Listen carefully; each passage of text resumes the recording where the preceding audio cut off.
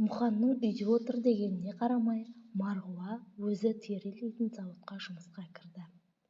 Тым болмаса біреуі конкурстың қамын жасамаса болмайды ғой. Қайткен күнде де балаларын асырап бағулары керек емес пе? Қара жұмысқа әбден төселген басы, бар сенгені екі білегінің күші ғой. Қолшына сыбанып кірісіп кетті. Әйелдің табысына, бала-шағасының онсыз да жартынсыз нәпақасына ортақтасқанына күйеуінің жігері құм болып, күннен күнге иіні түсіп, мұқалып, қашып бара жатты. Марғұлаға бәрінен де осынысы батып, басты уайымына айналды. Сөйтіп жүргендерінде бір тәуекелшіл адамның табылғаны-ай. Құдай жарылқайын десе, біреуге біреу себепкер етеді екен ғой. Мұханның өзімен институтта қатар оқыған, көз кірген ескі танысы Әдей халық ағарту комиссариатында үлкен бастық болып отырады екен. Сол азамат Құдай айдап, бәнеге себеппен әулиеге атаға келіп қалады. Алдында Мұхан жұмыссыз жүр дегенді естіді ме екен, кім білсін, әйтеуір келісімен мұның күйеуін іздестіріп, сұрастыра бастайды. Сәтін салғанда іздеп тауып, жағдайына қанығады. Содан табан астында бұйрық шығарып, қаладағы үлкен мектепке қазақ, орыс әдебиетінен сабақ беретін оқытушы етіп орналастырады. Өте шешімтал, жігерлі жан қол ұшын бермегенде қандай болар еді? Құдай тілеуін бергір, аңқылдаған ақбелі азаматтың сол жақсылығын қалай ұмытсын. Әділеттіліктен күдер үзер шақта жеткенде үміттері қайта жанғандай, қабақтары шайдай ашылды. Мұханның бүкіл болмысы, табиғаты о бастан ұстазға лайық қой. Жаңа жұмысына қуана кірісті. Сабақты да үйіп-төгіп берген ғой. Сөйтсе бұл пәндерден маман жоқтың қасы екен. Педагогикалық училищеге шақырып, онда да сабақ беріп жүрді. Құдай жарылқағанда Мұхан жұмыстың астында қалды. Бәріне де үлгеріп, міндеттерін тиянақты орындап, қанаттанып, көңіл өсіп, жүзі жадырай бастады. Азаматының мәртебесі көтерілгеніне Марғұла шексіз қуанышты. Көңілдің кірі кетіп, ажарлары ашылып, төменшіктеген күйден біртіндеп арыла бастағандай. Ел қатарына қосылды деген осы шығар. Балалар әкесіне, әкесі балаларына үйренісіп, енді бауыр басып, бір шаңырақтың астына ұйып, ұзақ жылдан соң бастары құралған. Сау тамтығы жоқ көңілдің жыртығы бүтілделгендей шағы еді бұл. Сол жылдың күзінде нанды карточкамен беру жойылып, елдің де берекесі кіріп, дастарханы да, пейілдері де тоғайған тұс болатын. Бейбіт күннің шуағына бөленіп, майсарайраған кез. Соғыстан, одан кейінгі ауыртпалықтан титықтаған жұрттың енді заман тыныштығын тілегеннен өзге тілеулері жоқ еді. Сол қалың топтың ортасында көппен бірге еңселері көтеріліп жүргендеріне тәубе ететін. Жер ортасына келгенде кісі босағасын сығалаған жарытпас деп, бар тапқан таянғанын жиыстырған Мұхан інілерін, балаларын жауып, қала шетінен келесі жазда үй тұрғызып алды. Үй болғанда қандай?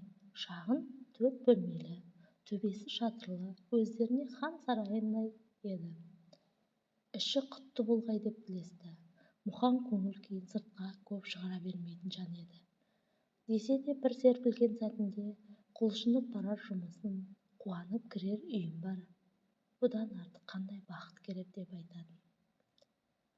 Бұл отбасының жылуын, қызығын ұзақ күтіп аңсаған, жұмыстың қадіріне жеткен жанның жүрек түкпірінен шыққан шынайы сөз еді. Енді алаңсыз күн кешеміз бе деген тілеу еді. Әттең, ол қуаныштары да ұзаққа созылмады. Бұларға өзі қуанышты әуелден маңдайларына мысқылдап жазғандай. Осы тыныстағандарыңды жетер дегендей, онымен қоймай баспана тұрғызып алыңдар.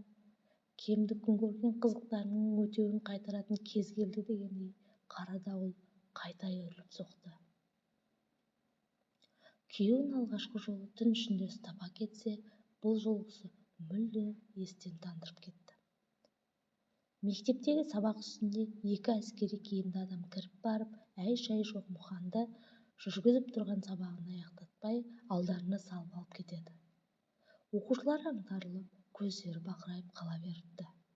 Үйге сол оның заттарын алуға рұқсат беріпті. Олары да есептен құр емес. Марғұға дәл сол күні кешке кезекке шығатын болған соң күндіз үйде еді. Өз көзіне өзі сенбей аңырайды да қалды.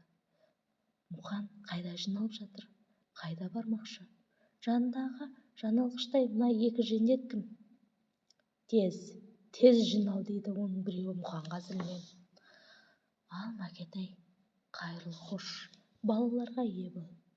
Бұл бір түсініспестік, қайтып келемін дегенде тұспалдады да өзі сыртқа шығып кетті.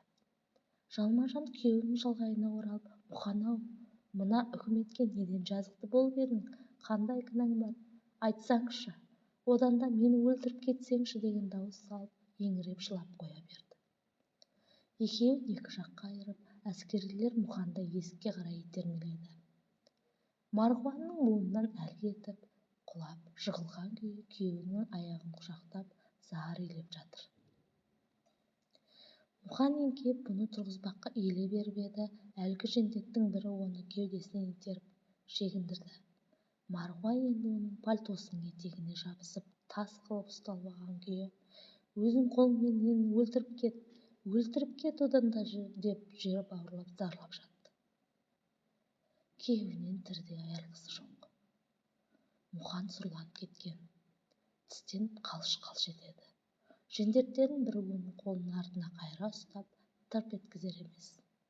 Екеуі шарасыздықтан екі жерде қан жұтып, ақырып жылап жатқанда әлгі әскери: комедия қоймаңдар маған, осы көрсеткен өнерлерінде жетеді, тоқтатыңдар деп айқайлап, мұның қарысқан қолын күшпен жазып, күйеуін сыртқа сүйреп алып бара жатты. Апыр-ай, бұлар да анадан туды ма екен? Мұндай қаныпезер болар ма екен? Қайдағы ойын, қайдағы өнер? Біреудің қайғысы біреуге ойын болып көрінеді екен. Бұл жылай-жылай кеудесі қысылып, есінен танып қалған екен. Есін жинағанда балаларының бас жағында өзін қоршап, ебіл-себіл жылап отырғанын көрді. Қайсар орнынан әрең тұрғызып, сүйемелдеп төсегіне әкеліп жатқызды. Осы жығылғанынан Марғұла ұзақ жатты. Мұханды бұл жолы жұрттың көз алдында тапа-тал түсте әкеткенін көргендердің зәре-құты қалмады. Оқушыларының, балаларының, одан қалды төңіректегі көрші-қолаңның көзінше кіріптар етіп, тап бір ауыр қылмыскердің қолынан артына қайырып айдап әкетуі әрден әуелде ойластырылған болса керек. Діттегендері бұларға үрей, көргендерге күмән туғызу болса, ол мақсаттары артығымен жүзеге асты. Елдің бұлардан үркіп, күдіктене қарайтын күні қайтадан туды. Күдік деген қиын екен. Кімге барып ақталмақ? Кімге барып менің күйеуім жазықсыз деп айта алады? Қабақтарына айықпас мұң ілініп, жүздеріне шіркеу түсті. Әсіресе балаларына айтсайшы. Күйеу алдыңғы ұсталғандар да олар естерін білмейтін еді. Оның үстіне көп кешікпей соғыс басталды. Еркектің бәрі майданға кетті. Балалар шындығында әкелерінің анық қайда екенінен хабарсыз еді. Әскерде деп ойлап жүруші еді, ал осы жолы әкелерінің пүшәйман қалың көздерінен көріп жасып қалды. Өздерінің халық жауының балалары атанғандарын демде ұқты. Көкеміз кімнің жауы? Қандай жау? Қай халықтың жауы деп милары жетпей сұрайды. Оны түсіндірелік бұлда халі жоқ. Қайта қайнысы қадір келіп, балалардың жүрегін орнықтырып, көңілдендіріп, жігер беруге тырысады. Бұл бір түсініспеушілік. Көкелерін әлі-ақ босап шығады. Сендер оның артынан кір келтірмей, жақсы оқыңдар. Ешкімге соқтықпай, тыныш жүріңдер деп ескертіп, әрі сес көрсетіп кетеді. Адамның басы Алланың добы деуші еді үлкендер. Бұл уақытта адамның басы саясаттың тобына айтылғандай. Әйтпесе Мұханның бір емес, екі ұсталатындай не жөні бар еді. түрмемен екі арада сабылған сарсаң жүріс тағы басталды. Күніне бір не екі барады. Апарған тамағы кейде алады, кейде алмайды. Көрісуге рұқсат жоқ. Ал үйде отыруға тағаты жетпейді.